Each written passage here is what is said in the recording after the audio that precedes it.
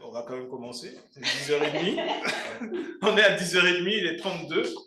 Aujourd'hui, il y a beaucoup de choses à dire. Donc déjà, bonjour à tous. Rebonjour. On s'est vu, c'est l'avantage d'être en petit comité. On peut prendre le temps de parler, d'échanger.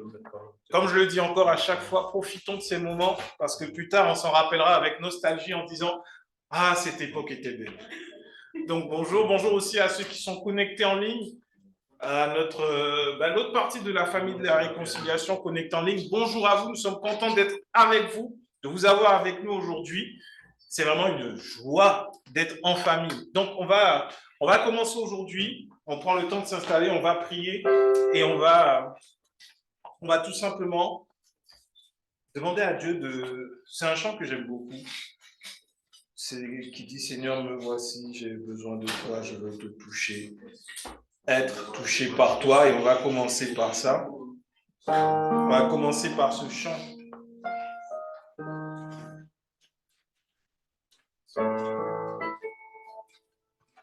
Merveilleux chant.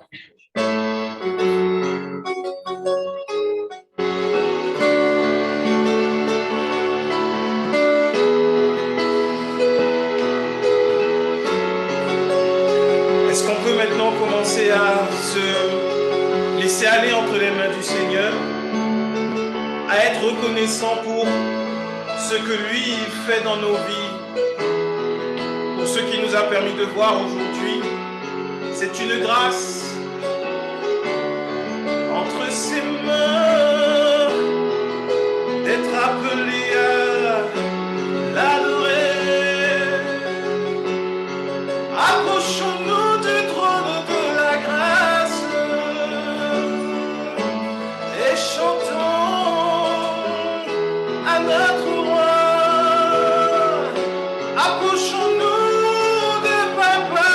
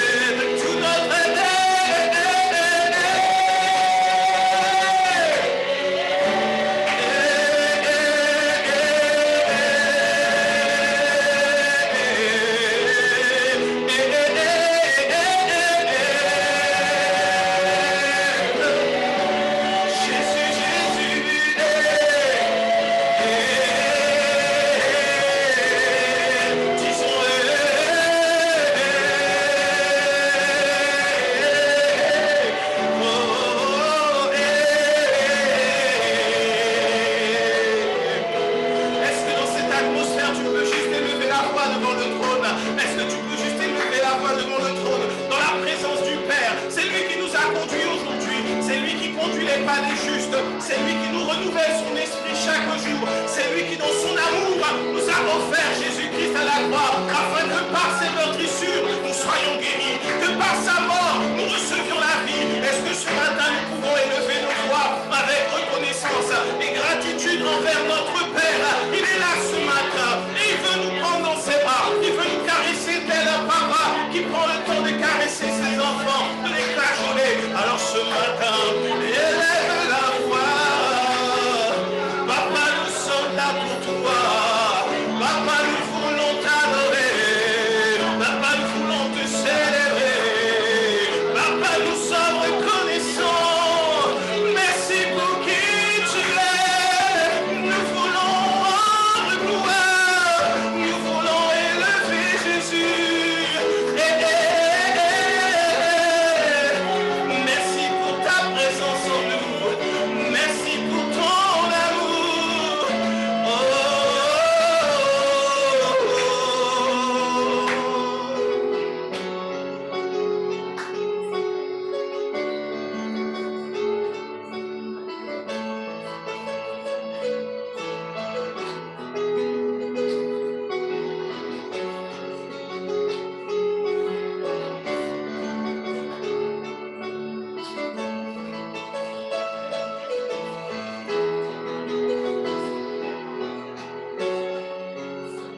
Voici devant toi, t'adorer, pour te louer. Nous sommes venus ce matin, Seigneur, avec nos soucis, nos fardeaux. Nous sommes venus avec nos peines et nos doutes. Nous sommes venus avec la fatigue, Père. Nous sommes venus avec certains désagréments dans nos corps. Nous sommes venus avec tout ce que ce monde veut mettre sur nos épaules. Et nous voulons tout déposer à tes pieds pour être en retour touchés par ton amour, touchés par ta grâce, embrassés par ton esprit. Alors nous voici tous ensemble devant toi pour être touchés. Seigneur, me voici, j'ai besoin de toi.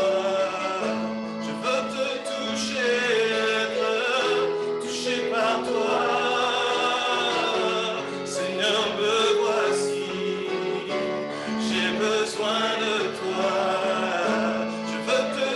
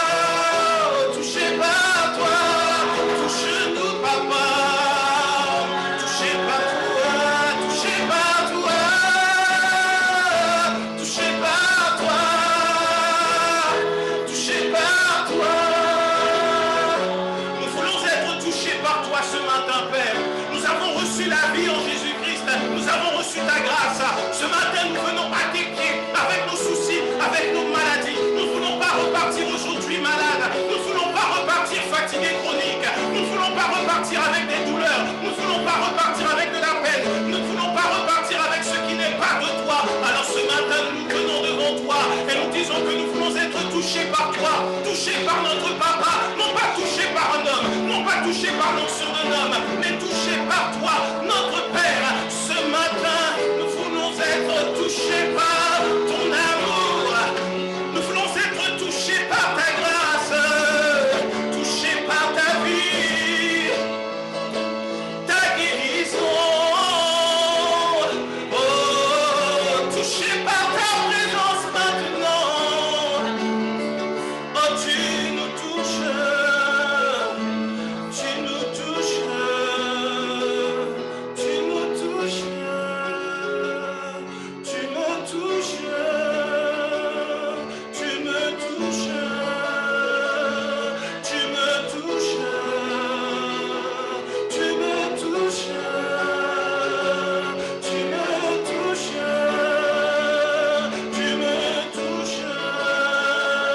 tu me touches, tu me touches.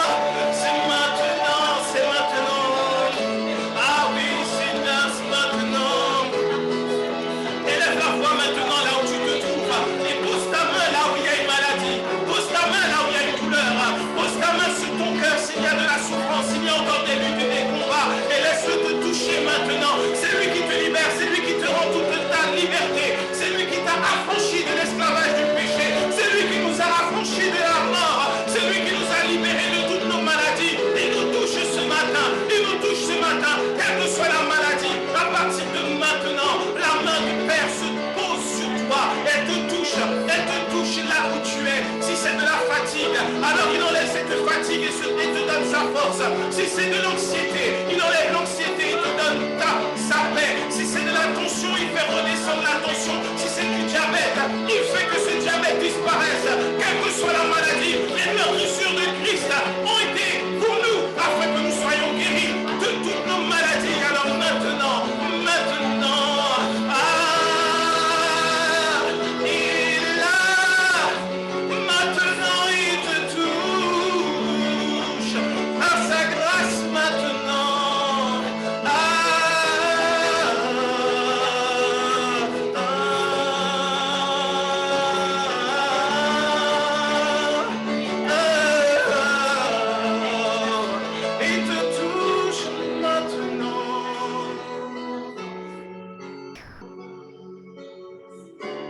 Seigneur, nous voici assemblés en ton nom, réunis dans ta présence.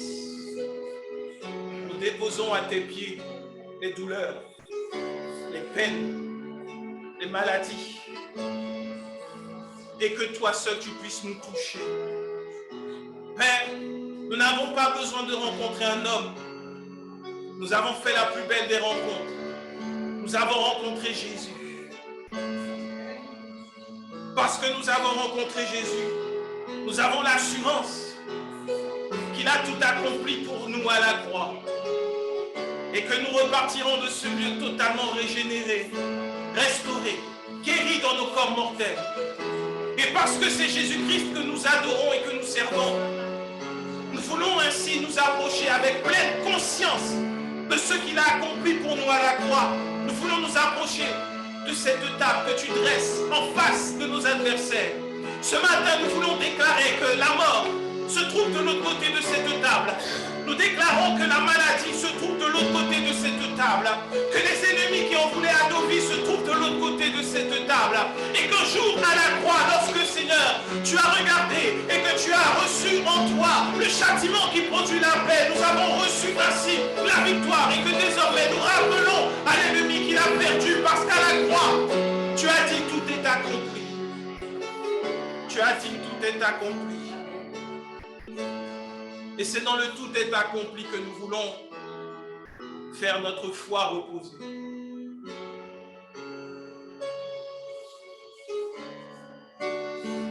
Donne-nous de réaliser la victoire que nous avons en toi.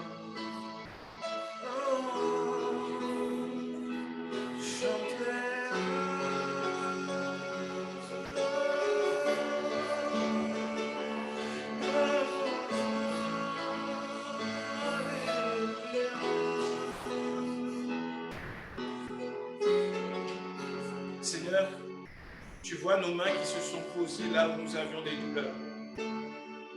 Dans la paix, le repos et l'amour que tu nous donnes et que tu répands en ce lieu, nous déclarons qu'aucune maladie ne repartira avec nous. Parce que Christ vit en nous. Et si une maladie peut s'accrocher à Christ, alors elle pourra s'accrocher à nous. Parce que c'est en Christ que nous sommes cachés et que nous vivons. Par la foi maintenant, nous déclarons que toute maladie fléchit le genou devant Christ, devant Jésus. Et qu'au nom de Jésus, nous récupérons une pleine santé parce que tu as tout accompli à la croix. Il en est de même avec toute forme d'angoisse, d'anxiété et de peur qui causait des maladies. Maintenant, en Jésus-Christ, nous proclamons et nous déclarons que tout est accompli, qu'il a tout accompli pour nous. Dans le nom précieux et merveilleux de Jésus-Christ, nous avons ainsi prié et nous disons Amen, Amen, Amen. Amen. Amen. On peut prendre place pendant quelques instants alors que ceux qui se sont disposés pour prendre le Saint-Repas puissent se préparer à prendre le Saint-Repas et se relever dans quelques minutes après avoir pris le temps. Donc, on va passer à la Sainte Seine, le Saint-Repas. Et on va faire toujours ce rappel qui est important que le discernement du corps et du sang de Jésus sont les prérequis. S'il devait y avoir des prérequis pour prendre la Sainte Seine, le seul prérequis ou les seuls prérequis plutôt seraient de discerner le corps et le sang de Jésus. Par ses meurtrissures, nous sommes guéris et par son sang, nous avons la réconciliation avec le Père. Nous avons le pardon de nos péchés. Nous avons la rémission totale de nos péchés en Jésus-Christ. Et quiconque discerne cela, et on le verra encore plus aujourd'hui au travers du message que le Seigneur nous a mis à cœur, on verra encore plus aujourd'hui que prendre le corps et le sang de Jésus sont une bénédiction pour nous et une bénédiction pour quiconque est dans la foi et non pas dans une forme de religiosité ou une croyance erronée au sujet de Jésus. On peut proclamer, déclarer Jésus sans avoir compris qui est Jésus, sans même avoir foi en lui. Et ce matin, donc, nous allons nous disposer, nous allons nous lever pour nous qui prenons la Sainte Seine. Et nous allons prendre ensemble le corps du Seigneur Jésus. Seigneur, nous te rendons grâce pour ton corps qui a été meurtri pour que nous soyons guéris et que par tes meurtrissures, nous puissions recevoir la guérison dans nos corps mortels.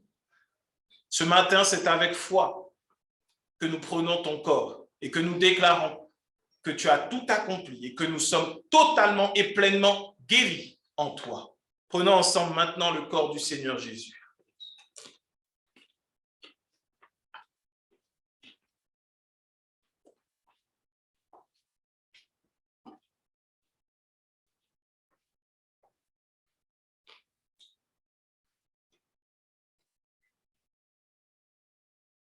Parce que l'aliment que nous prenons est spirituel et qu'il n'est pas naturel, le Seigneur, après le souper, prit la coupe et après l'avoir donné, dit que c'est cette coupe qui est la nouvelle alliance en son sang. Et cette nouvelle alliance annule l'ancienne, la précédente. Et désormais, nous sommes totalement réconciliés avec le Père. nos péchés pardonnés. Il n'y a désormais plus aucune réclamation, malédiction contre nous, mais nous sommes libres de nous approcher du trône de la grâce avec assurance, parce que nous sommes plus blancs que neige, à cause de Jésus-Christ et non pas à cause de ce que nous avons fait. Seigneur, merci pour ton sang que nous voulons prendre maintenant en déclarant que nous sommes les justifiés de Dieu en Jésus-Christ. Prenons ensemble maintenant le sang du Seigneur Jésus.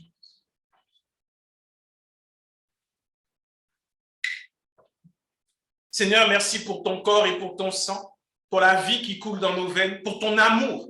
Merci parce que, Père, tu nous donnes de faire cette prière puissante en prenant ton corps et ton sang, de rappeler à l'ennemi que tu as vaincu à la croix, que tu l'as vaincu à la croix et que tu as tout accompli. Merci parce que tu prends soin de nous et que nous sommes vivifiés, restaurés dans nos corps mortels par le corps et le sang de Jésus-Christ. Merci pour ta présence au milieu de nous. Nous te prions ainsi avec reconnaissance, dans le nom puissant et merveilleux de Jésus. Amen. Amen. Amen. Nous pouvons prendre place pendant quelques instants. Et aujourd'hui, nous sommes dans la joie. Oui ou non? Amen. J'avais dit oui ou non? J'avais dit amen. D'accord. Les réflexes. Amen, amen. Oui, nous sommes dans la joie aujourd'hui, dans la joie de nous retrouver dans la maison du Père. Cette maison n'est pas un lieu physique, mais la maison du Père, c'est un lieu spirituel. Dès lors que nous nous assemblons, nous sommes dans la maison de Dieu. Nous sommes nous-mêmes un temple à part entière, à la gloire de Dieu. Dès lors que, en plus, plusieurs temples se réunissent, nous devenons des pierres vivantes dans l'édifice que Christ construit, que Christ bâtit, qu'on appelle son Église. On va faire un rappel de dimanche dernier où nous avons commencé depuis quelques semaines à voir au final ce qu'on peut appeler la différence entre la loi et la grâce. Et on avait vu l'erreur des Galates. Les Galates ont commis l'erreur de recevoir la foi et ensuite de se faire avoir par des hommes qui sont venus leur enseigner d'autres choses, voulant les ramener à la loi. Et Paul, dans le livre des Galates, a rétabli par ses écrits, tente de rétablir l'ordre en leur disant, mais Galates, moi je ne suis pas apôtre ni de la volonté d'un homme, ni de l'autorité d'un homme, mais je le suis de Jésus-Christ lui-même directement. Et je n'ai pas cherché à valider mon ministère en allant auprès des autres, mais mon ministère a été validé du fait de ce que tous rendaient grâce à Dieu parce que j'annonçais la foi. Donc Paul a déjà mis en place le fait qu'un ministère n'est pas validé par un homme. Si quelqu'un est appelé au ministère, il ne faut pas courir comme beaucoup aujourd'hui, malheureusement, après des pères spirituels qui vont venir faire une cérémonie, salir notre beau costume avec de l'huile et ensuite dire, ben voilà, il est pasteur. Ce n'est pas ce qui fait qu'on est pasteur. Ce qui fait qu'on est pasteur appelé au ministère, c'est que Jésus nous appelle lui-même directement. Et quand Jésus nous appelle, il met en nous cette conviction que nous devons aller annoncer l'évangile. Et qu'on le veuille ou non, ce sera comme ça. Et Paul va rappeler qu'il a, dès le ventre de sa mère même, il était appelé à annoncer l'évangile. Il a mal commencé. Paul était un pharisien zélé qui tuait même les chrétiens. Puis il a rencontré Jésus-Christ. Et c'est ce qui fait la différence. Un ministère est validé quand on a rencontré Jésus-Christ. Pas parce qu'on aura rencontré un grand bishop, pas parce qu'il nous aura jeté de l'huile, de l'eau, du sang, je ne sais pas encore, tout ce qu'on veut. Ce n'est pas ce qui va faire qu'on sera appelé au ministère. C'est pour ça qu'il est important de s'appuyer sur Christ et sur la parole. Et après avoir pris le temps d'aller en Galatie, Paul va poser les fondements de la foi. Il va les rappeler en disant que la foi repose sur le fait que nous avons le pardon de nos péchés en Jésus-Christ. Et si nous avons le pardon de nos péchés en Jésus-Christ, nous expérimentons donc ce que la Bible déclare être la grâce de Dieu. Et si nous expérimentons la grâce, nous sommes donc libérés de la loi. Et au milieu des Galates, plusieurs vont se lever pour dire aux Galates, mais si vous croyez en Jésus, Jésus était juif. Et vu qu'il était juif, il va falloir maintenant vous conformer à la loi juive pour que par cette même loi juive, vous puissiez expérimenter les bénédictions. Et donc, c'est ainsi que plusieurs fois, on voit même dans les écrits de Paul qui rappellent que nous n'avons pas besoin de la circoncision. Nous n'avons pas besoin de nous soumettre à la loi parce qu'en Christ, cette loi est devenue obsolète. Et les Galates vont tomber dans ce piège. Et la semaine dernière, nous étions sur Galates 3, un de mes passages préférés dans la Bible, où Paul disait, mais Galates, qu'est-ce qui vous a pris? Mais vous êtes devenus fous. Vous avez commencé avec la foi et vous voulez maintenant aller dans la loi. Et il leur rappelait avec justesse, si tu veux, dans Galates 3, il leur rappelait avec justesse que celui qui veut se mettre sous la loi, alors se met sous la malédiction. Dans la version du semeur de Galates 3, c'est au verset 10, il est écrit « Car tous ceux qui s'attachent aux œuvres de la loi sont sous la malédiction. Car il est écrit, maudit est quiconque n'observe pas tout ce qui est écrit dans le livre de la loi et ne le met pas en pratique. Maudit est quiconque n'observe pas tout ce qui est écrit dans la loi. » Et on avait pris l'exemple du sabbat. Il y a des débats chez les chrétiens, mais il faut faire le sabbat, il ne faut pas faire le sabbat. Le sabbat, ce n'est pas juste je prends un jour et je me repose. Le sabbat a une histoire, le sabbat a une origine et Dieu l'a mis dans sa loi. Pourquoi? Parce que son peuple, le peuple d'Israël, avait fait 400 ans d'esclavage. Pendant 400 ans, ils ont été obligés de travailler tous les jours. Il n'y avait pas un jour de repos. Et donc, Dieu va leur dire, vous travaillez 6 jours, le 7e jour, vous vous reposez. Et sur cette base, sans aller plus loin, beaucoup aujourd'hui vont dire à des chrétiens, mais tu dois faire le sabbat. Tu es chrétien, il faut faire le sabbat. C'est écrit dans la Bible. Oui, c'est écrit dans la Bible. Mais est-ce que tu connais la loi du sabbat? Est-ce que tu allais lire les merveilleux livres les plus passionnants de la Bible, Lévitique, Deutéronome? Ce sont des livres tellement passionnants parce qu'il y a dedans toute la description de la loi. C'est un peu ironique quand je dis passionnant, c'est un peu fatigant à lire, je le reconnais. Il y a tous les détails des lois, les sacrifices qu'il y a à faire. À savoir que celui qui te dit qu'il faut faire le sabbat, il faut lui demander est-ce qu'il va t'aider à acheter l'animal qu'il faut pour le sacrifice lié au sabbat. Parce qu'il y a un sacrifice à faire également le jour du sabbat. Et il y a souvent des sacrifices liés à la loi. C'est pour ça que celui qui dit moi je suis de repos le samedi chez moi, parce que je fais le sabbat, il désobéit à la loi. Parce qu'il ne suit pas toute la loi du sabbat. Elle est complexe. Et si tu veux avoir plus de détails, va dans Deutéronome 15. Dans Deutéronome 15, tu vas avoir un peu plus de détails sur la loi du sabbat. Et d'ailleurs, Dieu dit de respecter 16 sabbats. Parce qu'il y en a plusieurs. Je fais ce point parce que dans la semaine, on m'a appelé pour me dire mais c'était où exactement? Justement, il y avait un chrétien qui était aux prises avec d'autres qui lui disaient qu'il fallait qu'il suive le sabbat. Donc, mon ami va dans Deutéronome 15. C'est là que je disais que le sabbat, au fait, il y avait une année également qui était destinée au sabbat. Et cette année, c'était la 7e année. Au bout de 7 ans, c'était l'année du sabbat. La terre ne devait rien produire. On ne devait pas, la terre, on appelle ça la mise en jachère aujourd'hui, mais en fait, pour Dieu, pour le peuple juif, la terre également devait se reposer et eux ne devaient pas travailler la terre.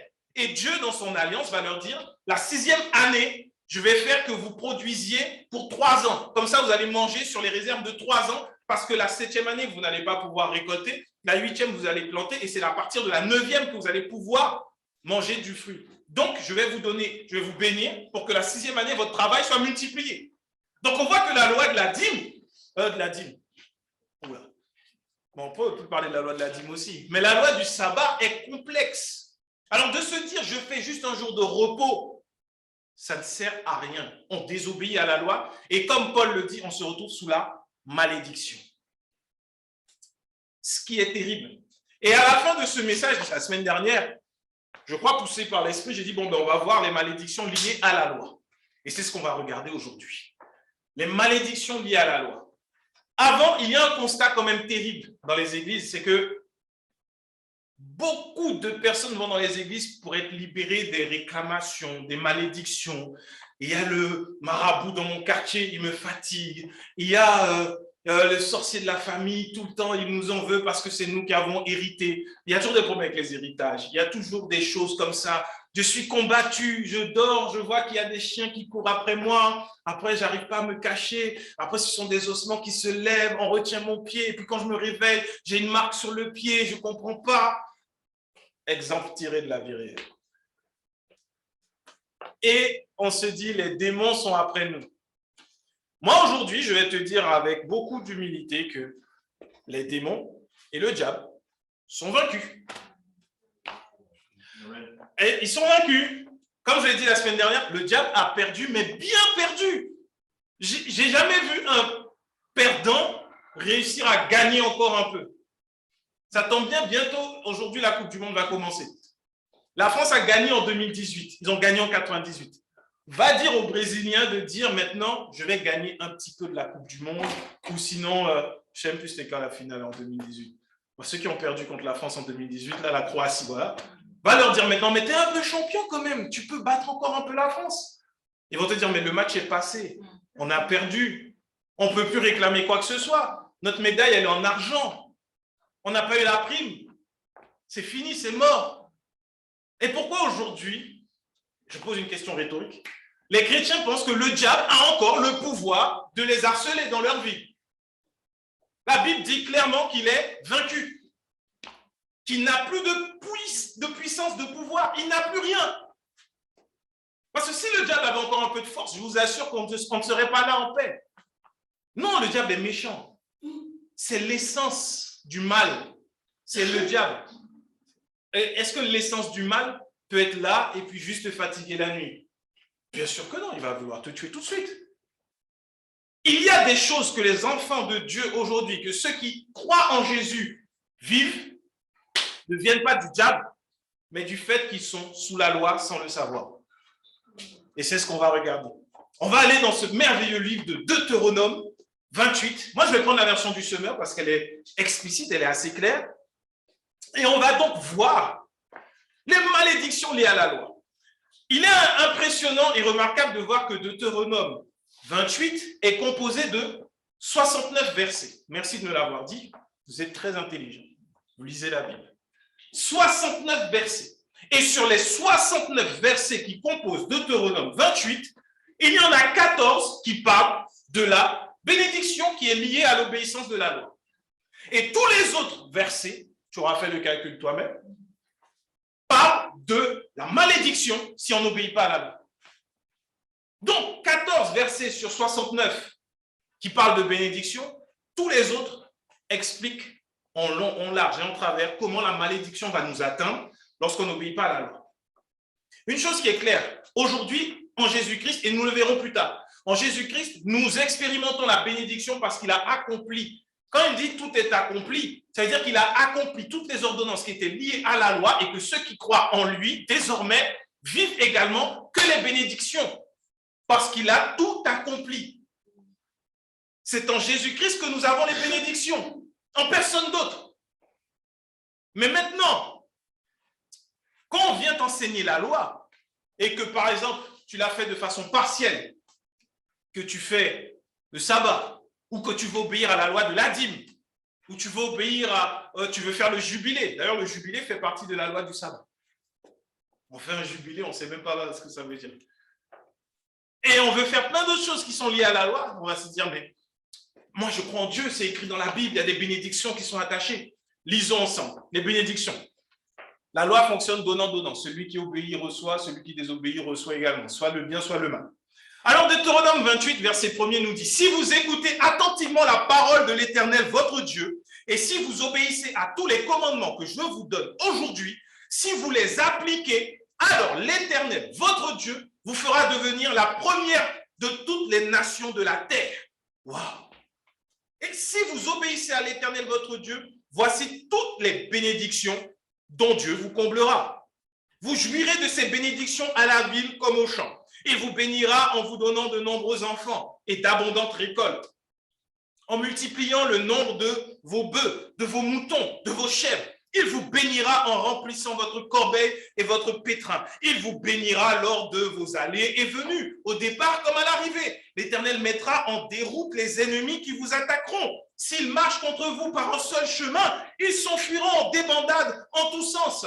Tout le monde connaît ce passage, la version seconde, qui dit, s'ils viennent devant toi par un chemin, ils repartiront par 7 chemins. Et puis tout le monde dit Amen. C'est lié à la loi. Aïe, aïe, aïe.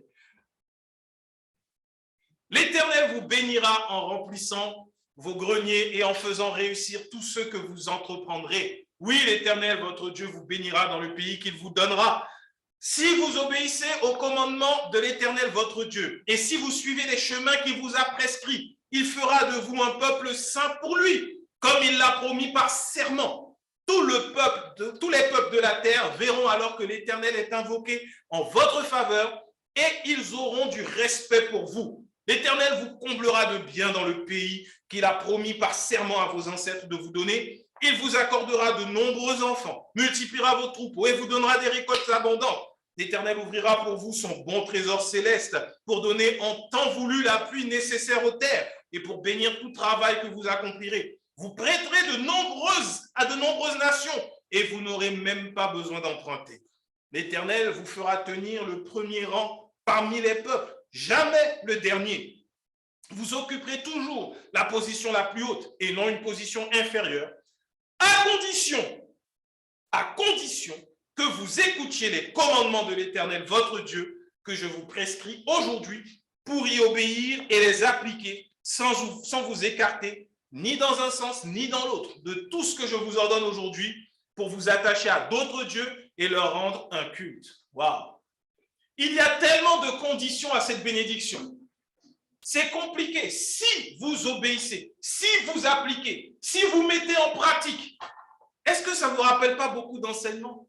Aujourd'hui, on dit souvent, si tu obéis à Dieu, Dieu va être content, il va te bénir. Si tu donnes ta dîme, tu verras, le Seigneur, comme c'est écrit là, va ouvrir son bon trésor du ciel que tu reçois.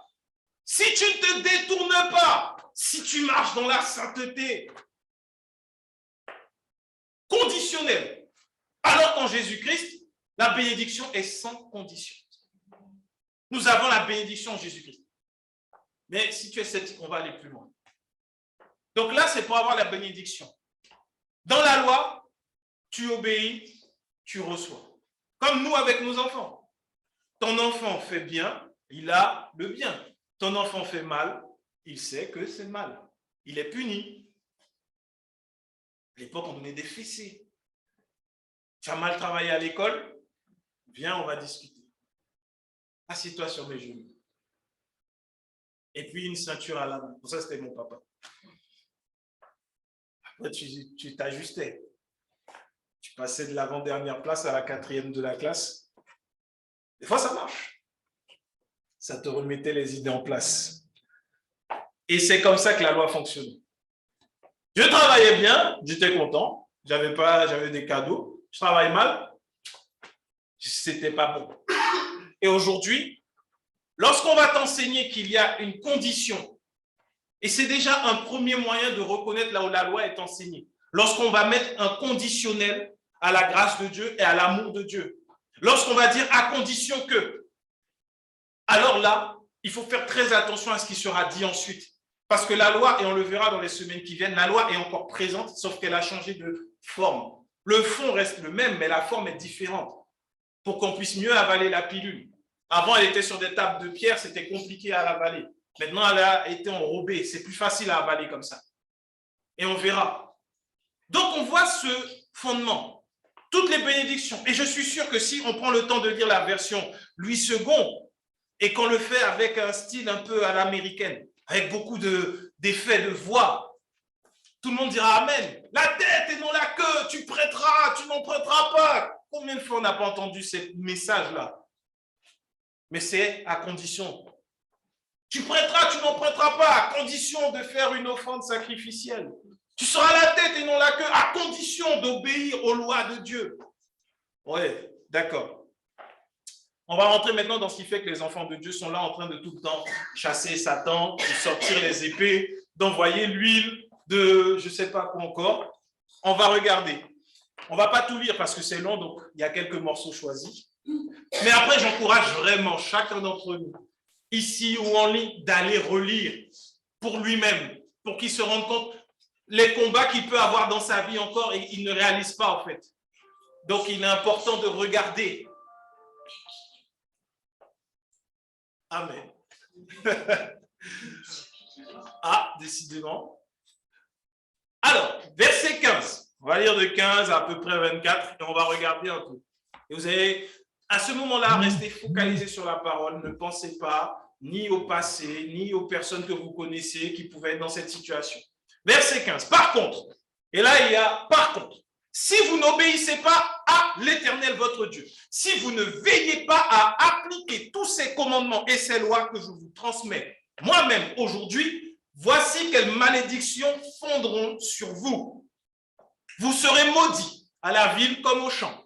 La malédiction reposera sur votre corbeille à fruits et sur votre pétrin. Dieu maudira vos enfants et vos récoltes et les portées de vos troupeaux de gros et de petits bétails. Maudits serez-vous dans vos allées et venues, au départ comme à l'arrivée. L'Éternel déchaînera contre vous la misère, le désordre et la ruine dans tout ce que vous entreprendrez et que vous exécuterez, jusqu'à ce que vous soyez complètement détruits. Et vous ne tarderez pas à disparaître parce que vous m'aurez abandonné et que vous aurez commis de mauvaises actions. L'Éternel vous enverra une épidémie de peste qui finira par vous éliminer du pays dans lequel vous allez entrer pour en prendre possession. Il vous frappera de maladies qui vous feront dépérir, des fièvres et des inflammations de toute nature.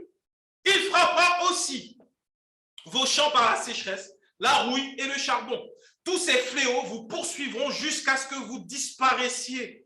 Le ciel au-dessus de vos têtes sera aussi dur que du bronze et la terre sous vos pieds sera comme du fer. Au lieu de pluie, l'Éternel enverra sur votre pays de la poussière et du sable qui tomberont du ciel sur vous jusqu'à ce que vous soyez exterminés. Ce n'est pas le travail des démons, c'est la désobéissance à la loi. Paul dit dans Galates, celui qui veut obéir à la loi se met sous la malédiction parce que quiconque veut obéir à la loi est tenu d'obéir à toute la loi. Tu ne peux pas dire, je marche dans la sainteté, je me préserve, mais à côté de ça, tu tues ton frère avec ta langue. Tu ne peux pas dire, moi je suis fidèle dans les dîmes, je donne, il n'y a pas de problème, mais derrière, tu n'observes pas le sabbat. Tu ne peux pas dire, j'observe le sabbat, mais à côté, tu ne fêtes pas les jubilés. Tu ne fêtes pas toutes les fêtes qui ont été prescrites par la loi. Et tu ne peux pas le faire sans venir avec le sacrifice. Tu ne peux pas dire que moi je suis pardonné en Jésus-Christ, mais en même temps j'obéis à la loi de la dîme. Parce que si tu es pardonné en Jésus-Christ et que tu obéis à la loi de la dîme, tu dois venir avec le sacrifice qui correspond à la loi de la dîme.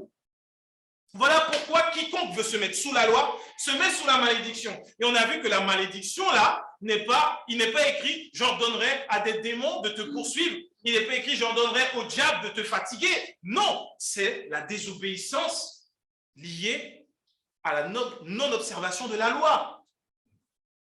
Alors maintenant, quels sont les combats? Tu es maudit dans tes allées et venues. Alors on a trouvé des parades. Lève-toi tôt le matin. Comme ça, les démons qui venaient crever tes pneus là, ils vont s'arrêter. Et plus tu te lèves tôt, plus tu auras de puissance spirituelle. Voilà, c'est la parade. Alors que la Bible dit que tu es maudit dans tes allées et venues. Et après, reste en prière toute la journée. Parce qu'on ne sait jamais. Reste en prière parce que les démons, ils vont attendre le moindre petit. La Bible dit de veiller. Il faut veiller. Le moindre moment où tu ne veilles pas, les démons vont venir te cogner. Non, c'est juste que tu n'es pas dans l'obéissance à la loi. Donc, tu es maudit, que tu le veuilles ou non, dans tes allées et venues. Ce matin, tu te lèves tranquillement, tu vas aller à l'église, un accident. Tu dis, bon, c'est pas grave, je vais appeler un Uber, le Uber a un accident. Tu dis, bon, c'est pas grave, je vais aller à pied. Tu as ta cheville qui est foulée. Tu dis, mais c'est pas possible. C'est ça la malédiction dans tes allées et venues. Après, il dit quoi? Il déchaînera contre vous la misère, le désordre, la ruine. Alors, tu peux donner tout ton salaire, tous les mois. La misère sera toujours de ton partage. Parce que tu cherches à obéir à la loi de la dîme et des offrandes. Sauf que tu vis encore la misère, mois après mois. Et tu demandes, mais pourquoi? Ben, simplement, tu n'obéis pas à la loi. C'est là la malédiction qui est liée à la loi. Après ça encore, ce serait pas très grave, j'ai envie de dire. Mais il dit, l'Éternel vous enverra une épidémie de peste. Il vous frappera de maladies qui vous feront dépérir, des fièvres, des inflammations de toute nature. Quand on n'obéit pas à la loi, ou quand on se retrouve sous la loi, la maladie est notre partage. Et là, c'est terrible.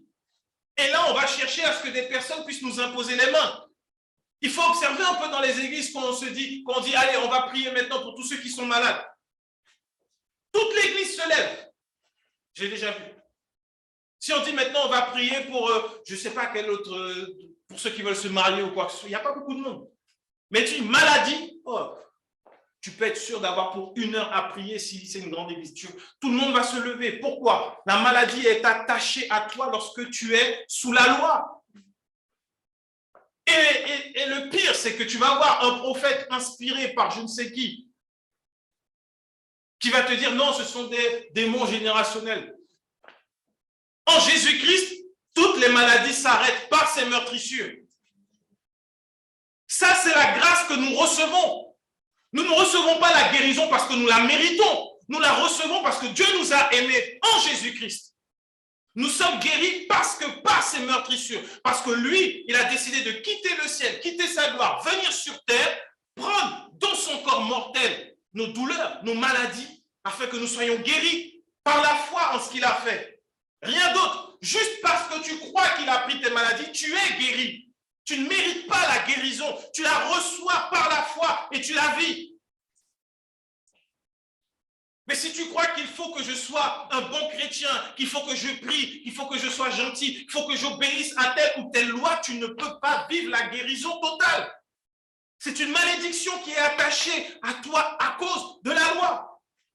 Et ce qui est encore plus terrible, c'est qu'il est écrit que même tes enfants seront maudits. Au verset 18, Dieu maudira vos enfants et vos récoltes. Ton travail est maudit. Tu travailles à perte. Tu ne vois jamais ton salaire. Tu veux participer, tu ne vois jamais ton salaire. Il arrive, il disparaît. Ça, je l'ai vécu. Un bon salaire. En 1 semaine, il n'y a plus rien. Parce que la malédiction est attachée à toi. Pourtant, tu décides, moi, j'obéis. Et plus tu vois que le salaire, le trou commence à se faire, toi-même, tu creuses encore en disant, non, mais je veux augmenter encore le nombre des offrandes. C'est peut-être parce que je ne suis pas assez fidèle. D'accord, tu augmentes encore la malédiction sur toi. Et le pire, il est écrit, vos enfants. C'est écrit, Dieu maudira vos enfants. Est-ce que Dieu est méchant aujourd'hui? Non. C'est un père d'amour.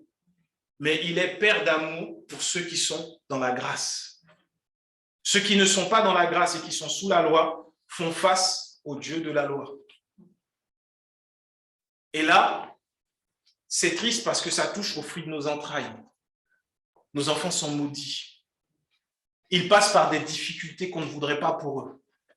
Et on prie, on prie, on prie, sans réaliser qu'au final, c'est ce qui nous abreuve, c'est ce qui nous nourrit, qui est la cause même du malheur. Une femme qui est enceinte fait des examens pour savoir si elle peut manger telle ou telle chose. Le glucose, elle fait des examens pour savoir si elle peut manger telle ou telle chose, parce qu'un seul petit microbe peut faire que l'enfant sera soit malade, soit handicapé, ou même qu'elle peut perdre son enfant. Donc une femme enceinte fait attention à ce qu'elle mange. Nous avons des enfants. Nous avons des entrailles également. Nous devons faire attention à ce que nous mangeons spirituellement, parce que ça touche nos enfants. Lorsque tu manges de la loi, tu donnes la malédiction à tes enfants, non seulement à toi. À nous d'agir comme ces femmes enceintes. On voit des femmes enceintes qui étaient des fumeuses, 1 ou 2 paquets par jour, qui arrêtent parce qu'elles ont la vie en elles. Elles ont cette force d'arrêter pendant 9 mois, là où elles ne pouvaient pas le faire pendant 1 semaine, parce qu'il y a une vie qu'elles ne veulent pas perdre. On voit des femmes qui aimaient manger des aliments crus, qui arrêtent parce qu'elles ne veulent pas que ces microbes viennent et qu'ils pervertissent l'enfant. Aujourd'hui, dans l'Église, ne mangeons pas cette nourriture qui mène à la mort qu'est la loi. On va voir nos enfants souffrir, tomber dans des choses qu'on ne voulait pas pour eux. La drogue, l'alcool, dépression, folie. Et pourtant, on dit, mais moi, je prie Dieu. Je jeûne, je veille, je ne dors pas. Oui, sauf que tu es sous la loi. Et la Bible dit, Dieu maudira vos enfants. Et on va chasser les démons. On va dire, oui, mais c'est parce que son grand-père était sorcier. Ah, c'est parce qu'il y avait une tante qui faisait de la malédiction et quand on était plus jeune, on ne savait pas, on est allé leur faire prendre des bains et tout ça. Mais tout ça s'arrête en Jésus-Christ. Ça s'arrête. Il n'y a rien, il n'y a pas de combat à faire encore. La loi est la source de pratiquement toutes les malédictions que les chrétiens vivent dans l'Église aujourd'hui. C'est la loi. C'est à cause de la loi. La loi n'a jamais été donnée pour qu'elle nous donne la vie, ni pour nous justifier. La loi n'a pas été donnée pour ça. On le verra dans les semaines à venir. Après, tu te dis, mais moi, je suis à l'église, j'obéis aux lois du mariage. Ah oui? Verset 30, toujours de Deutéronome. Si un homme se fiance, un autre homme épousera sa fiancée. Si quelqu'un bâtit une maison, il ne s'installera pas. S'il plante une vigne, il n'en cueillera pas les fruits. Donc, si tu veux de la stabilité dans ton mariage, dans tes finances, dans ta vie familiale, sors de ce lieu où la loi est annoncée. Sors des églises où la loi est annoncée. Parce que tu vas te fiancer à quelqu'un et un autre va se marier avec. Je l'ai vu tellement de fois. Tellement de fois.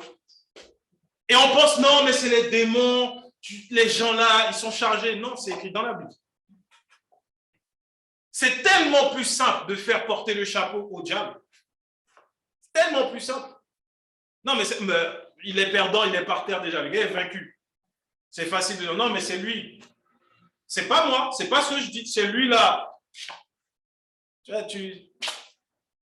ça me rappelle à l'école.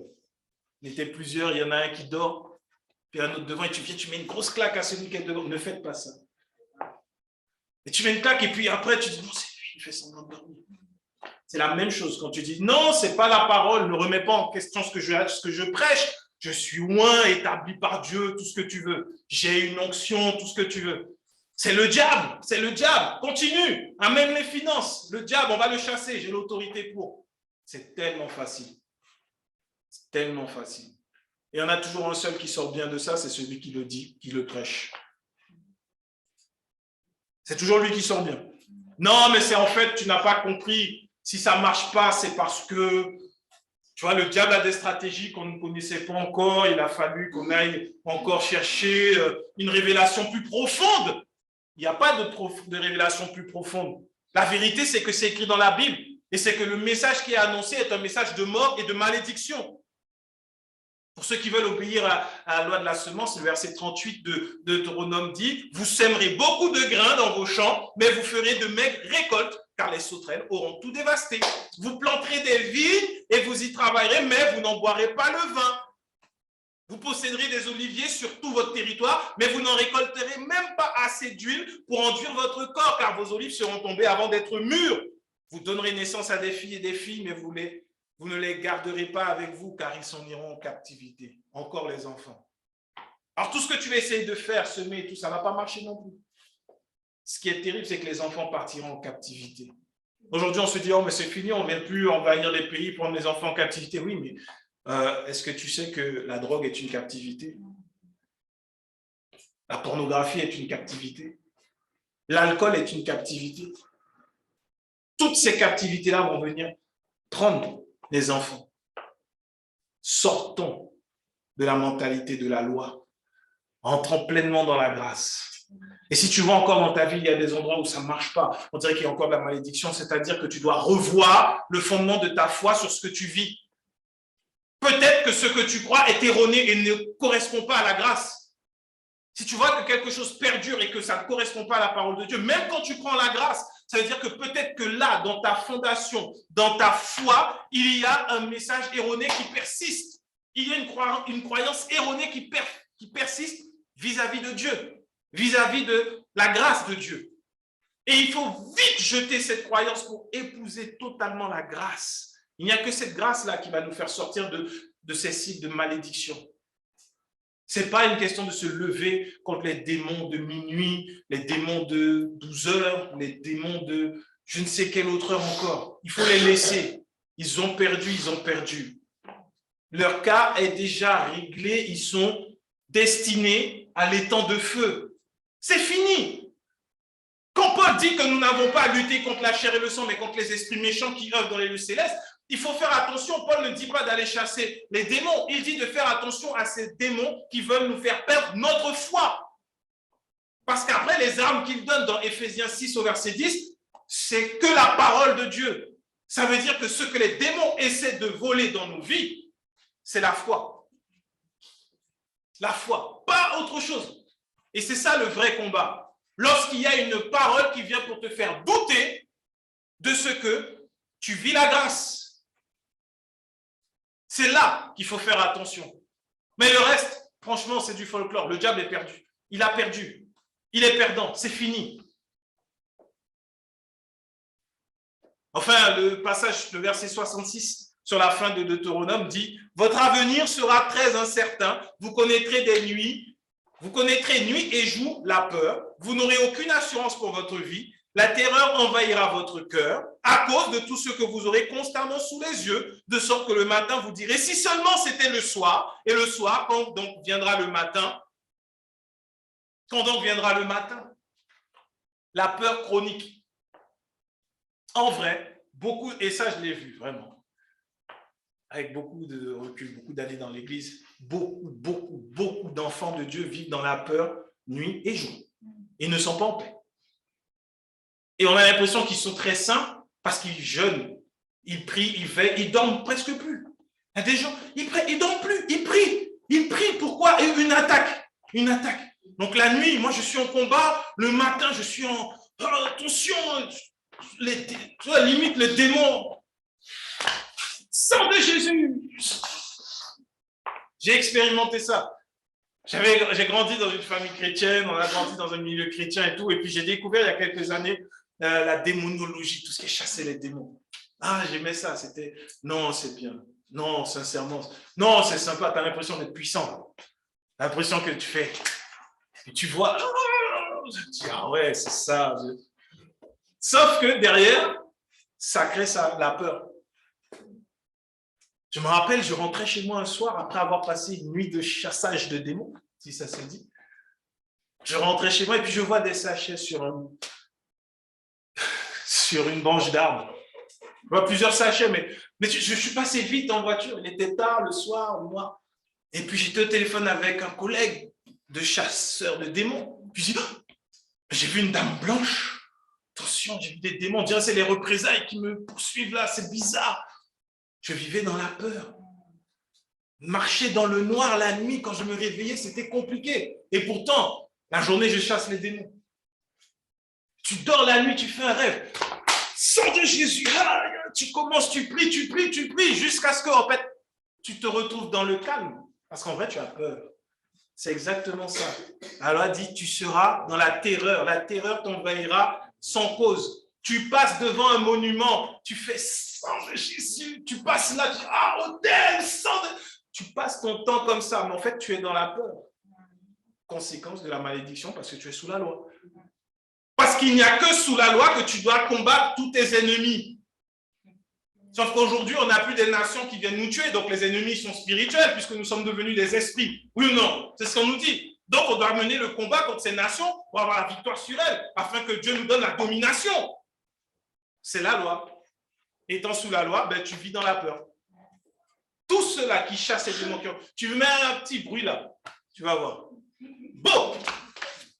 Et puis ils reviennent. Mais non! C'est la malédiction liée à la loi. Nous, ce qui nous intéresse aujourd'hui, c'est ce que la Bible nous dit par rapport au fait d'être sous la grâce. Parce que sous la loi, nos enfants sont touchés, nos finances sont touchées, nos maisons. Tu n'arrives pas à garder ta maison. Elle se détériore. Ton travail, tout ce que tu produis, tout. Alors, ça se traduira dans les églises. Et je vais donner plusieurs cas pour ceux qui vont regarder sur Internet des fausses couches, des divorces, de l'infidélité, du combat, de la violence dans la maison, des faillites, parce que tu vas vouloir faire beaucoup de choses, des faillites, des échecs chroniques. Tout ce pourquoi les gens veulent qu'on prie pour eux la plupart du temps vient de ça. La loi. Pas des démons. Ils n'ont aucune force. Pourquoi? Parce que la parole nous dit maintenant, Éphésiens 1, verset 3. Éphésiens est un merveilleux, après je vais dire ça dans tous les livres de la Bible, mais c'est vrai, toute la Bible est merveilleuse, mais dans Éphésiens, Paul parle à des chrétiens qui ont accepté la grâce, qui ont reçu la grâce. Il ne les connaît pas, il n'est pas à l'origine de l'église d'Éphèse, mais comme il a entendu parler de la foi des Éphésiens, il va leur écrire pour leur parler, pour les encourager. Il est en captivité au moment où il les écrit, et il va leur parler et il va donner dans Éphésiens les plus belles révélations que l'on peut avoir sur la grâce. Donc, si tu veux avoir des révélations sur la grâce de Dieu, lis le livre des Éphésiens. Et dans Éphésiens 1, au verset 3, Paul, dans sa salutation, il dit tout simplement aux Éphésiens, béni soit le Père de notre Seigneur Jésus-Christ qui nous a bénis de toutes sortes de bénédictions dans les lieux célestes en Christ. Voilà où sont nos bénédictions. Elles ne dépendent pas de notre obéissance, elles ne dépendent pas de la loi, elles dépendent de notre foi en Christ.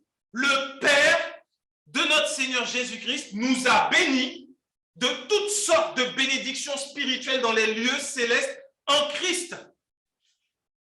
C'est là qu'est ta bénédiction. Si on vient te dire, viens, va dans ce message, tu seras béni. L'homme de Dieu là, il va te toucher, tu vas voir, tu seras béni. N'y va pas. Ta bénédiction est en Jésus-Christ et en lui seul, en personne d'autre. Le Père lui-même, Dieu lui-même, nous a bénis en Christ de toutes sortes de bénédictions. La bénédiction sur les finances, sur le mariage, la santé, dans notre famille. Tout ce qui était de la malédiction de la loi, tout ça c'est fini. Désormais, en Christ, nous sommes bénis de toutes les bénédictions dans les lieux spirituels.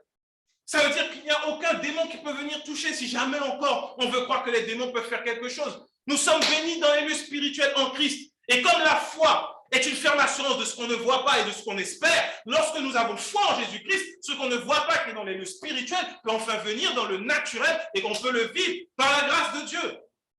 Pas parce que j'aurais prié, pas parce que j'aurais lu la Bible, mais parce que j'ai foi en ce que Jésus-Christ a fait, en ce qu'il fait encore. Nos bénédictions sont là. Beaucoup courent après la bénédiction. Pasteur, bénis-moi. Homme de Dieu, bénis-moi. Je veux ton onction, je veux ta grâce. Ça ne sert à rien. Nous avons besoin de Christ, de Jésus-Christ lui-même. Et c'est en lui que nous avons toutes ces bénédictions. Romains 7, on va lire la fin de Romains 7 et le début de Romains 8.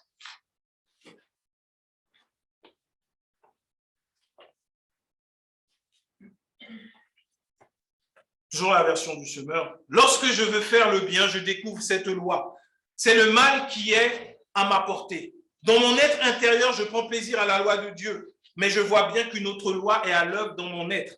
Elle combat la loi qu'approuve ma raison et elle fait de moi le prisonnier de la loi du péché qui agit dans mes membres. Malheureux que je suis. Qui me délivrera de ce corps voué à la mort? Dieu soit loué. C'est par Jésus-Christ notre Seigneur. En résumé, moi-même, je suis par la raison au service de la loi de Dieu, mais je suis dans ce que je vis concrètement esclave de la loi du péché. Là, c'est la mentalité, c'est la réalité de celui qui est sous la loi. La loi, elle est très bonne. La loi est parfaite. On n'a pas dit que la loi n'est pas bonne. Attention, la loi est parfaite, venue de Dieu. Dans ma raison, Paul dit dans ma raison, je suis soumis à la loi. Bien sûr que je ne veux pas tuer mon prochain. Bien sûr que je veux être fidèle. Bien sûr que je veux être saint. Bien sûr que je ne veux pas commettre d'adultère. Bien sûr que je ne veux pas commettre de meurtre. Dans ma raison. Sauf qu'à cause de cette loi également, je connais le péché. Et au-dedans de moi, je veux faire ce qui est bien, mais au-dehors, je fais ce qui est mal.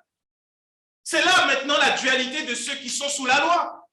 Tu rencontres ainsi des gens qui sont à l'église, ils pensent vraiment au bien, au-dedans d'eux, ils pensent bien faire, mais ils sont méchants en dehors. Parce qu'ils sont sous la loi, ils sont pécheurs, ils sont menteurs, ils sont ravisseurs. Les pires arnaqueurs. Tu vas te dire, mais attends, mais on n'est pas à l'église là, dans le monde, je n'ai pas rencontré des choses comme ça. Pourquoi c'est à l'église? Parce qu'ils sont sous la loi. Ce n'est pas de leur faute. Ils sont nourris par quelque chose qui leur fait prendre conscience du péché, la loi. Tu dis, mais comment les chrétiens? Ah, ils sont méchants. Et au final, au lieu de se tourner vers la parole et de chercher la grâce, ceux qui vont chercher encore, c'est les pasteurs même qui vont leur dire qu'ils sont méchants. Et ils aiment ça. Dis ça, c'est l'évangile. Tu es pécheur. Ah oui, lui, il prêche. C'est pas ça l'amour de Dieu. C'est pas ça l'amour de Dieu. Le problème de la loi, c'est qu'elle remet l'homme au centre de la vie spirituelle et de la vie chrétienne. La grâce remet Jésus au centre de tout. Tout est centré sur Jésus. La loi est centrée sur toi-même, tes œuvres, tes actes, ton obéissance, ce que tu es capable de faire. Mais la grâce, elle est centrée sur Jésus-Christ, son obéissance, ce qu'il a fait, ce qu'il a accompli, son amour, son pardon. Et quand on est sur la grâce, on vit Christ. Mais quand on est sur la loi, on va vivre notre nature humaine pervertie. Voilà pourquoi la loi a été donnée. Pour que l'homme prenne conscience que sans Dieu, il ne peut rien faire. et que les exigences de Dieu sont bien trop élevées pour que naturellement nous puissions y arriver et qu'on a besoin d'un sauveur, qu'on a besoin de Jésus-Christ. Voilà pourquoi la loi a été donnée. Et au Romains 8, version du Semeur dit, « Maintenant donc, il n'y a plus de condamnation pour ceux qui sont unis à Jésus-Christ. Car la loi de l'Esprit qui donne la vie dans l'union avec Jésus-Christ t'a libéré de la loi du péché et de la mort. Car ce que la loi était incapable de faire parce que l'état de l'homme la rendait impuissante, Dieu l'a fait. Il a envoyé son propre Fils avec une nature semblable à celle des hommes pécheurs et pour régler le problème du péché, il a exécuté sur cet homme la sanction qu'encourt le péché. Il l'a fait pour que la juste exigence de la loi soit pleinement satisfaite en nous qui vivons, non plus à la manière de l'homme livré à lui-même, mais dans la dépendance de l'Esprit. Par Jésus-Christ, nous avons été libérés de la loi du péché. Par Jésus-Christ, Christ dans son corps a été puni pour que nous soyons libérés des exigences de la loi. C'est fini. Sans Jésus-Christ que cette loi prend fin. Sans Jésus-Christ que les exigences de la loi sont pleinement satisfaites en nous qui vivons, non plus à la manière de l'homme livré à lui-même, mais dans la dépendance à l'Esprit. Oh, beaucoup de personnes vont te dire, vont t'expliquer comment vivre la dépendance avec le Saint-Esprit, comment marcher par l'Esprit, comment expérimenter des choses avec l'Esprit. Mais en fait, quand tu viens en Jésus-Christ, tu marches dans la dépendance à l'Esprit. Et ça ne dépend pas, il n'y a pas de niveau. Le fait d'accepter Jésus-Christ fait que tu deviens tout de suite un esprit vivifié, relié au Père, par Jésus-Christ. Mais celui qui est sous la loi est appelé par Paul l'homme livré à lui-même. Puisque tu veux obéir à la loi, tu es livré au fait que tu obéisses ou non. Tu es livré à toi-même. Mais lorsque tu es en Jésus-Christ, tu es conduit par l'Esprit. Et lorsque tu as envie de faire ce qui est mal, l'Esprit te rappelle gentiment, non, ce n'est pas ta nature, ce n'est pas toi ça. Tu as envie de pécher, il va te dire, non, ce n'est pas pour toi ça. Il va te ramener sur le bon chemin. Il ne s'attend pas à ce que nous soyons parfaits.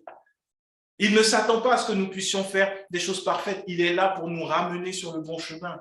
Il est le consolateur, le conseiller. Lorsque tu veux faire un investissement et que tu dis, ah là, ça sera bon pour moi, ça me rapporte et tout, au-dedans de toi, quelque chose te dit, non, fais pas ça. Et tu verras qu'après ton investissement, heureusement que tu ne l'as pas fait. Parfois, tu as envie d'aller sur tel ou tel chemin parce que tu ne crois qu'en Jésus-Christ et que tu n'obéis pas à des lois. Alors, tu ne vas pas aller sur ce chemin. Le Seigneur va te garder. Parce que tu voudras à un moment donné aider quelqu'un sans penser à mal. Tu vas sentir dedans de toi, non, ne le fais pas. L'Esprit de Dieu t'aura gardé. Tu ne compteras pas comme moi je l'ai fait sur le passé, sur tes alliances avec Dieu, que si jamais tu fais n'importe quoi, qu'il te tue. Ça ne sert à rien. Ce n'est que de la poudre aux yeux. C'est beau de le dire, mais ça ne marche pas. Ce qui marche, c'est la foi. Car l'homme vivra par la foi. En Jésus-Christ. Et Paul va parler dans Romains 10 de façon très explicite par rapport aux Juifs qui sont sous la loi. Il est lui-même juif. Et il va expliquer quelque chose que nous devons comprendre aujourd'hui. Frères, Romains 10, verset 1er. Frères, je souhaite de tout mon cœur que les Israélites soient sauvés. Et c'est ce que je demande instamment à Dieu dans mes prières. Car je leur rends ce témoignage. Ils ont un zèle ardent pour Dieu, mais il leur manque le discernement. C'est exactement ce qui arrive à ceux qui sont sous la loi. Ils ont un zèle ardent pour Dieu, mais il manque de discernement. Ils vont aller jeûner, ils vont prier, ils vont se priver comme jamais encore. Un zèle comme on ne peut pas retrouver ailleurs, parce qu'ils sont sous la loi.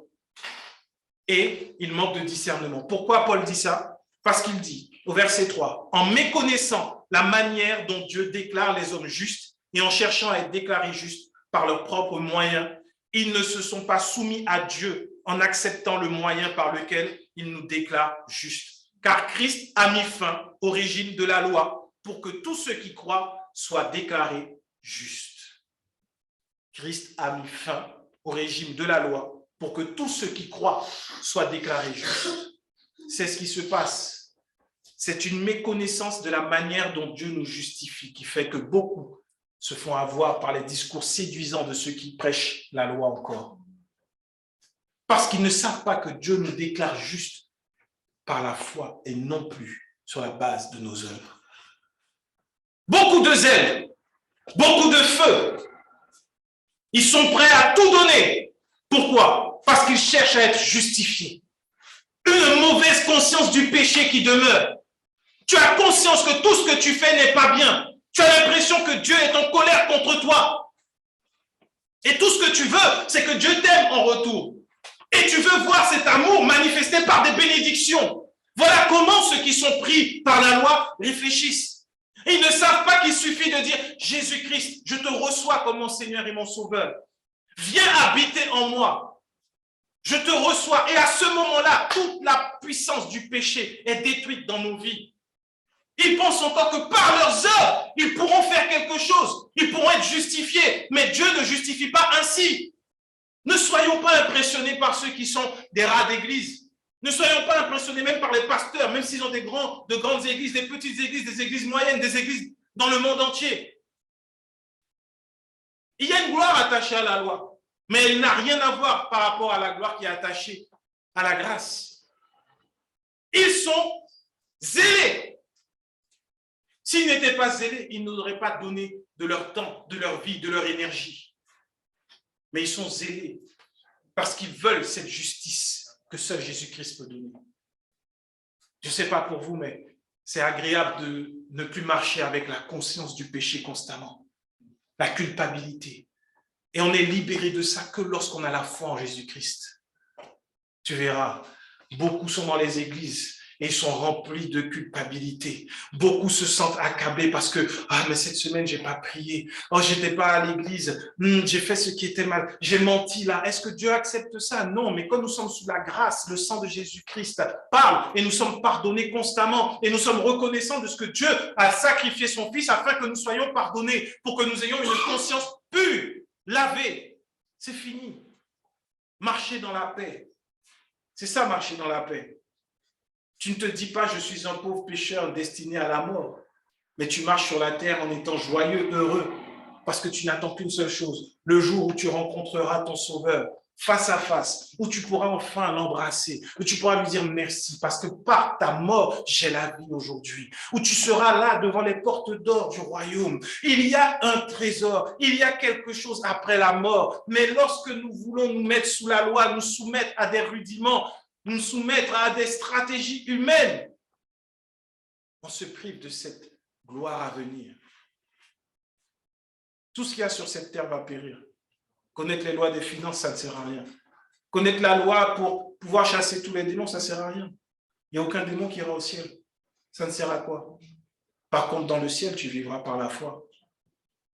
C'est la seule chose qui te fera rentrer. Qui t'a sauvé? C'est Jésus. Rentre. Qui t'a sauvé? Ah, mon pasteur avait une onction puissante. Ah, d'accord. Va avec ceux qui chassaient.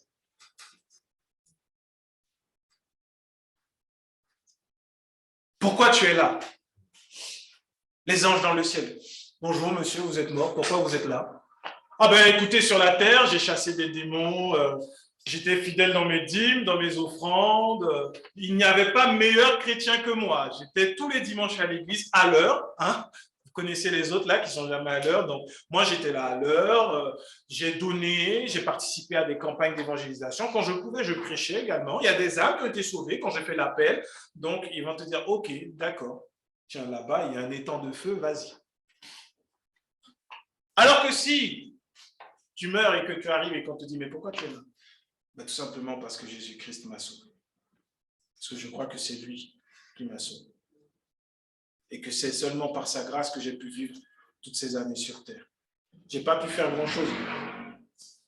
Mais je me suis toujours accroché à sa parole. Je crois qu'il n'y a que lui.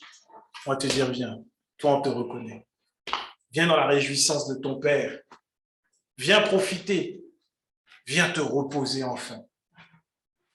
C'est ce que je veux, moi, à la fin. Je ne sais pas pour vous, mais moi, je veux arriver et être fier d'avoir toujours tenu ferme en Christ. Ce que nous faisons sur terre n'a pas de valeur. Avoir la foi jusqu'au bout, celle-là, elle sera récompensée. Jusqu'au bout. Et pour finir, le verset 5 toujours de Romains 10 qui dit « Voici en effet comment Moïse définit la justice qui procède de la loi. Celui qui se soumettra aux exigences de la loi vivra grâce à cela. Mais voici comment s'exprime la justice reçue par la foi. Qui montera au ciel? Le Christ n'en est-il pas descendu? Ou bien, qui descendra dans la Bible? Le Christ n'est-il pas ressuscité des morts? Que dit-elle donc? La parole de Dieu est tout près de toi. Elle est dans ta bouche et dans ton cœur. Cette parole est celle de la foi. Et c'est celle que nous annonçons. En effet, si de ta bouche, tu déclares que Jésus est Seigneur, et si dans ton cœur, tu crois que Dieu l'a ressuscité des morts, tu seras sauvé. Car celui qui croit dans son cœur, Dieu le déclare juste. Celui qui affirme de sa bouche, Dieu le sauve. En effet, l'Écriture dit, celui qui met en lui sa confiance ne connaîtra jamais le déshonneur. Ainsi, il n'y a pas de différence entre juifs et non-juifs, car tous ont le même Seigneur qui donne généreusement à tous ceux qui font appel à lui. En effet, il est écrit, tous ceux qui feront appel au Seigneur seront sauvés. Mais comment feront-ils appel à lui s'ils n'ont pas cru en lui? Et comment croiront-ils en lui s'ils ne l'ont pas entendu? Et comment entendront-ils s'il n'y a personne pour le leur annoncer? Et comment y aura-t-il des gens pour l'annoncer s'ils ne sont pas envoyés? Aussi est-il dit dans l'Écriture qu'ils sont beaux, les pas de ceux qui annoncent de bonnes nouvelles.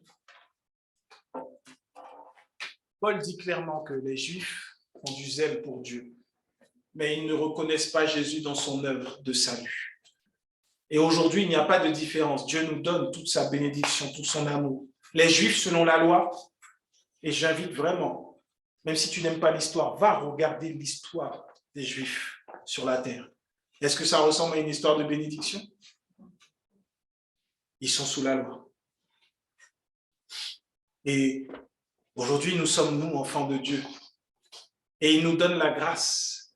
Les bénédictions que eux devaient recevoir par Jésus-Christ, aujourd'hui, nous les avons parce qu'ils ont rejeté Jésus. Ils n'ont pas pu le reconnaître, qu'ils ont été enfermés dans la loi. Nous recevons la grâce. Et toutes les bénédictions qu'on a vues au début dans Deutéronome, elles sont notre partage. Et il n'y a pas de malédiction en retour. Il n'y a pas de face B à la pièce. Nous recevons grâce sur grâce, bénédiction sur bénédiction. Parce qu'en Jésus-Christ, la loi trouve son accomplissement. Nous sommes libres. Libres d'aimer Dieu. Libres de dire à Dieu que nous l'aimons. Libres de nous présenter devant lui tel que nous sommes. Parce qu'il n'y a que Jésus-Christ. Que Jésus-Christ qui nous sauve. La loi est source de mort et de malédiction. La grâce est source de vie et de bénédiction. Amen. Amen. Dieu vous bénisse. On va se tenir debout. On va prier. Tel que je suis sans rien à moi, sinon ton sang versé pour moi et ta voix qui m'appelle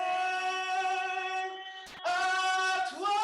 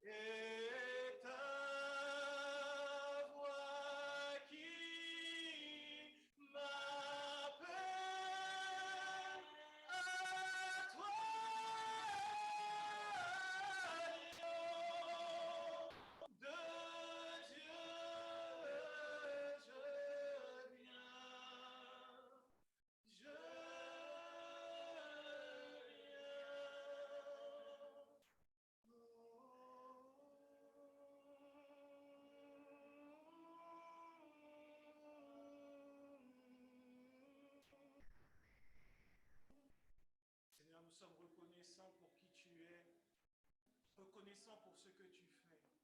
Nous n'avions rien au début lorsque nous sommes arrivés sur terre. Et aujourd'hui, tu nous as appelés dans ta grâce à expérimenter les bénédictions qu'il n'y a qu'en Jésus-Christ. Il n'y a que le sang versé de Jésus qui puisse nous sauver.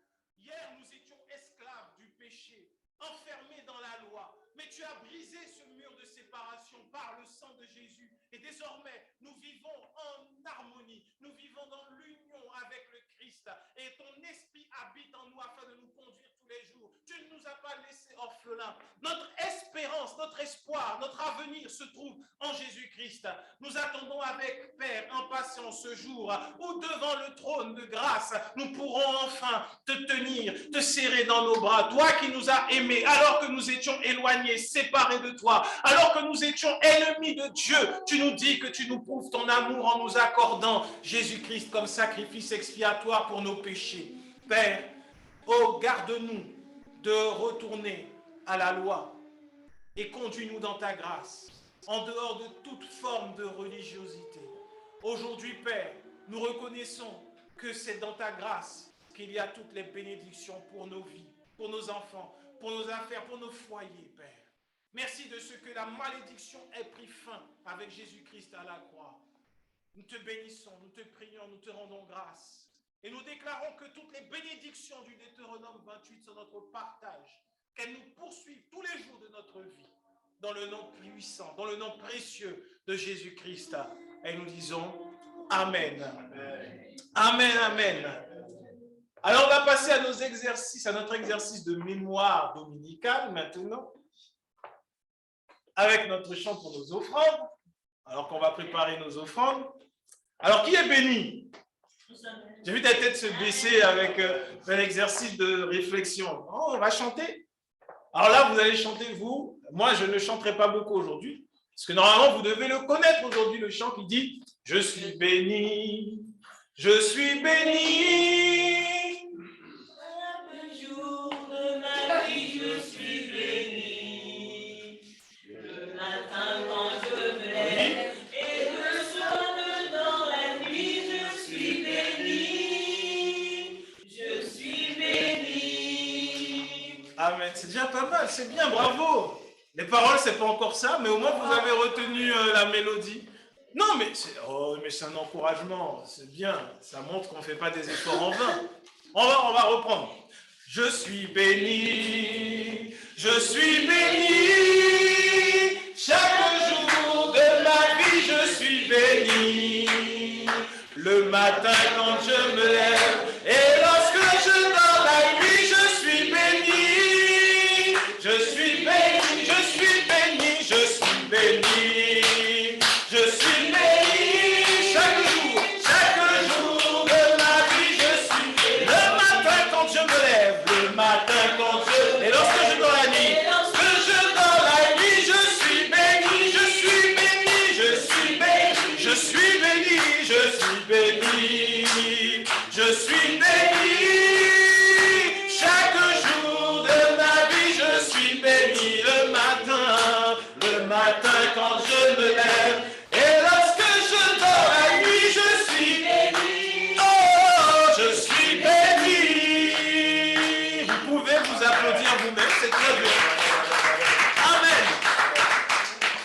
Seigneur, merci encore pour ta présence au milieu de nous. Oui, nous le déclarons, nous sommes bénis le matin lorsque nous nous levons, le soir lorsque nous nous couchons. À tout moment, nous sommes bénis et toutes sortes de malédictions sont finies. Les imprévus sont finis. Tout ce qui pouvait nous gêner dans nos vies sont finis parce qu'en Christ, nous avons toutes les bénédictions dans les lieux célestes. Merci encore pour ta présence. Merci pour nos vies ici présentes. Que ta grâce, Seigneur Dieu, puisse surabonder dans nos vies tout au long de cette semaine, dans le nom puissant de Jésus. Amen. Amen. Amen. Très bon dimanche. Et oui, on peut acclamer de joie. C'est bien, Mylène pris dans un élan de joie. Il faut continuer, il ne faut pas arrêter. Amen. Amen. À dimanche prochain par la grâce de Dieu. Amen.